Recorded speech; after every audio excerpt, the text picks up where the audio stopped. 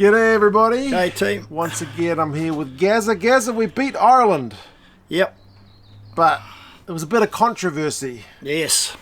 What did you think of Tyg Beirne's red card? He was dead unlucky. Should have got a yellow. And it shouldn't have been upgraded. I think the TMO had too much influence on the referee. I personally think the referee was a bit out of his depth in this game, even though he didn't cost anyone the game. And I think his officials were listening too much to the TMO. Some people in Ireland have described it as the worst or the softest red card of all time. Well, that could be true. That could be true, but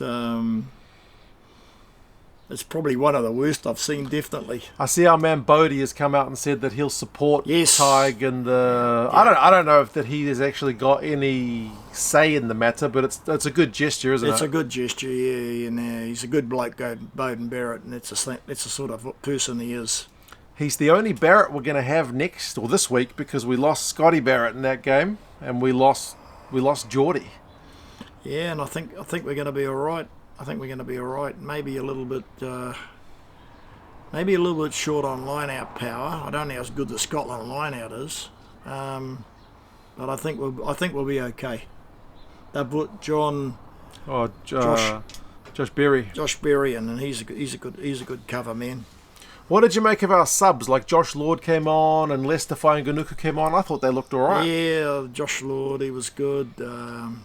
They were all good. There was nobody that came on that let the side down. Probably the most impressive was Tamati Williams and Satidi and McKenzie. I wish they brought McKenzie on earlier because he's got the pace. Yeah, McKenzie as the super sub. Maybe that's his role. Yeah, yep. What do you think of Ireland? There's been a bit of talk after this result. I know. Ireland, are they past it? Are they getting too old? Or do you think that's a bit of an overreaction?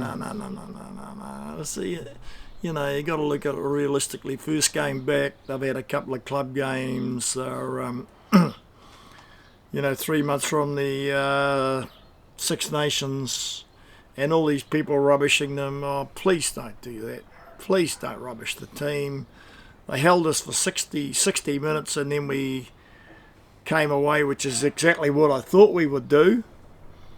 And that's a good Irish side. They got a couple of key personnel out, and they've got a lot of good guys coming through. But I wish people wouldn't rubbish them. It really upsets me when that team gets rubbished. And they're one of my favourite teams. But I'm not saying that because of that. I'm saying it because they prepared the best they could, and they did pretty well for 55, 60 minutes, and they ran out of gas. And I watched Andy Farrell's interview this morning. He said they didn't run out of fitness, they ran out of sharpness. Well, I think it was a bit of sharpness and fitness they ran out, but they're a good side. They're going to get better. Yeah, I think there's a bit of overreaction to when... Yes, definitely. It happens with when the All Blacks lose as well. Suddenly when Razor loses, he needs to go. And we need to... No, they're a good team. They're going to get better. They should beat Japan. They might not beat South Africa, but in the Six Nations, when that comes around, then they'll be up there to the fore, I reckon. Anyway. Yeah, he's still got time before the World Cup to introduce some new blood as well. Did you see any of England against Australia? I saw yeah. 25-7. England pretty good. Pretty good. And I think Australia looked a bit tired.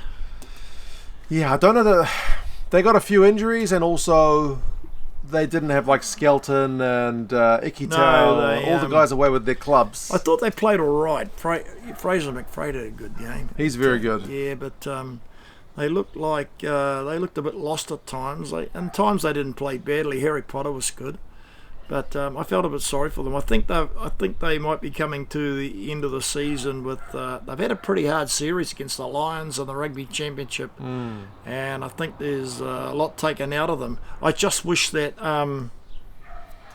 they had taken Ben Donaldson and maybe a couple more. Maybe 2 or 3 more of the Australian A players on their tour to help them out, but then that's Joe Schmidt's decision, so you've got to respect him for that. But I think he could have taken like Matt Phillip, the lock, and Darcy Swain, who's already over there. I think he could have taken a few more players to help them out. And I said that in one of said that one of my things on the rugby channels. Yeah. It's tough on Tane Edmed, isn't it? Yep. He's not bad. He's not bad, but chucking him in as the fourth choice guy against England at Twickenham is tough. Yep. England's defence was pretty immaculate. Yep. They made the Aussies, they just didn't have time on the ball. And their line speed and their high ball game concerns me a little bit ahead of a match in a fortnight's time because they'll be ready for us. They're playing Fiji this week, aren't they? That's right. But Razor's teams, and not just Razor, but prior to that as well, have struggled a little bit under high balls and struggled a bit with line speed. Do you think we'll cope with it, or? I think Will Jordan's struggling a little. He's a brilliant player. I think he's struggling a bit with the high ball. I don't think Carter and Clark are, but I think Jordan's struggling a bit, and he's a brilliant player, so you've got to have him in there. I don't think we did too bad, but England will definitely be our toughest match of the tour. They could beat us. We may beat them. We'll see. South Africa played Japan. It was Eddie against Russie. Yeah. 61-7. South Africa were just unbelievable. They were the best team in the world by quite a bit, and Japan, brave as they were, they just couldn't cope, and I felt sorry for them. They got a try. Yeah. They did get one. At least they didn't get nilled. They didn't get nilled. And they had, I think, a man in the bin when they got that try, so that's a little bit encouraging. But their fullback's good. Yeah, that's the guy who got the try, Yazaki. I mean, he made a few mistakes, but he's still a very young man. They tried very hard, and South Africa, aren't they? Do you like the look of Sasha at 10 for South Africa? Yeah, he's good. He's good. He's good, putting it mildly. Ox got injured though. Their prop. But I think they've got another guy they brought in. Yeah. They've got depth in their front row. They brought a replacement, and I can't pronounce his name. I don't know if I saw that news. Who'd they bring in? Anithi. In Tablakanye. Yeah, that's right. Yeah. I did see that news. Yeah. They didn't. I mean, I thought the Springboks would win. I didn't think they'd win by so much, but yeah. A lot of people picked they'd give them a hiding, but not by that score. Yeah, I think. I mean, they really blew the game open, kind of like the Irish game, I suppose, like the final 20 minutes or whatever. You know, the box. Because they only scored 4 tries in the first half. I say only, but they really pulled away in the second. Which you expected them to do. Yeah, I think you'd expect them to do that. Like the Japanese lived with them to a degree for a bit, but it was just... There's a different class between the teams. 13. Yeah, exactly. Curtly Ahrens is a good player. Cheslin Colby. Yeah. And some of the aimless kicks you can't give these guys any space. No. They'll punish you. Scotland beat the USA. I didn't see the game, but 85-0. Yeah, they were brilliant. I don't know how. That's a bit of a training run, isn't it? The Scotland team. Yeah, they didn't have Finn Russell or Blair Kinghorn or any of their French-based players or Tom Jordan play. No, because he's also based in the Premiership, so he wasn't released either. Yeah. So they've still got a few guys to come back for this week's game against us. Scotland might be harder than Ireland, actually. You reckon? Because they're at Murrayfield instead of Chicago. Yeah, they're at Murrayfield, and they've had a game. We always sometimes struggle at Murrayfield. We've got a good record there, but it's been closer in recent years, I suppose. Yeah. I think that if we're going to win it, we're going to win it with our scrum. Because I don't think the Scottish front row is as good as our front row, but they've got good loose forwards, and they've got good locks, and they've got good backs, all right. They've got good depth. They've got a good coach. Yeah. But if they got a weakness, it's they got a bit of a weakness on the front row, but it could be close. Yeah. They got this number 9. He got man of the match against the US Dobie. He's a winger. He's a winger and a 9, so he's very quick. They got lots of good backs. Yeah. There's lots of good backs that aren't going to play in that game. That's right. Yeah, they're good. Yeah, that's right. Good. Finn Russell, the magic man, maybe? Oh, Finn Russell, man. He reminds me of a combination between Andrew Mertens and Carlos Spencer a bit. He's got a bit of both, doesn't he? He's going to be Blair Kinghorn and Tom Jordan, all those guys, and Tupulotu. That's right. Tupulotu didn't even play in that game. Yeah, they're going to be tough. Do you think we win it, though? I do think we win it. Not by much. Maybe not as much as the Irish game. I hope it doesn't come down to the referee's decisions. I don't know who the ref is. Yeah, God, I don't know either. Who are you picking between France and South Africa? That's a hard one. I think I'll pick South Africa because the French haven't had much game time lately. They've been playing a bit of their... They've been playing club rugby still. They've been playing club rugby still, but... You never know which French team's going to turn up. You never know when they're going to turn up. They're going to be tough. They're going to be tough for South Africa, but it depends what sort of team Rassie picks. Yeah. How serious he's going to be. But he'll want to win that one. I think South Africa will pip them, but it's going to be tough because that French team, they're going to come and play. They come and play for sure. I think that might be the game of the weekend, that one. As much as Scotland, New Zealand's a big game. Sometimes the French guys get offside with the refs. Have you noticed that? Yeah, it can happen. There's also, you mentioned Ireland against Japan. You think Ireland bounce back? Yeah, they'll beat Japan. Yeah. They'll beat Japan. Doesn't matter what team they put on the field. They'll beat Japan. Same as Maybe not by that score. South African score. Same true with England, Fiji? You think that's a pretty lopsided one? Or?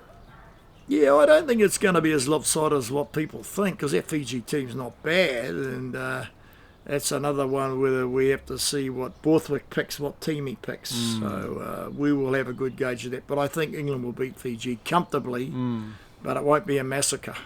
And then on at the same time as Italy hosting Australia, you think Joe Schmidt needs a win here? Yeah, well, he does need a win, but Italy have beaten Australia before. I think they beat them the last time they played in Italy. Yeah, I don't know about that game. I hope might have been a the Australians should win. Ben Donaldson, I think it was. Was it him that came on and missed the penalty? Somebody came on and missed a penalty against Italy once in recent years to win it. Yeah, it's going to be interesting, Australia and Italy. I don't know who to pick for that game because Australia are tired and Italy are coming in fresh. I think it'll be extremely close. I'll pick Australia, but I wouldn't be surprised if Italy pipped them or it'd go close anyway. They're not bad, that Italy team. No, they're not. They gave us a bit of a hurry-up last year. They're pretty well coached, aren't they? That's right. By the Argentinian guy. Yeah, Quesada, he's a good coach. So the Aussies, I think, I feel sorry for them because they've just had so many hard matches and they've had so many injuries and it hasn't been kind to them. So I worry about them, actually. I hope they can get up for this game. But, and they've got a good coach. Well, that's all the games. Yep. I just got one thing to say. I did a life story the other day about my life and everything, and Mark's got a thing about the Rugby channel, but yeah, I just got to say my results are not looking too good, and down the track, you might not be seeing much more of me, but you'll be seeing a bit more of me in the next week or two.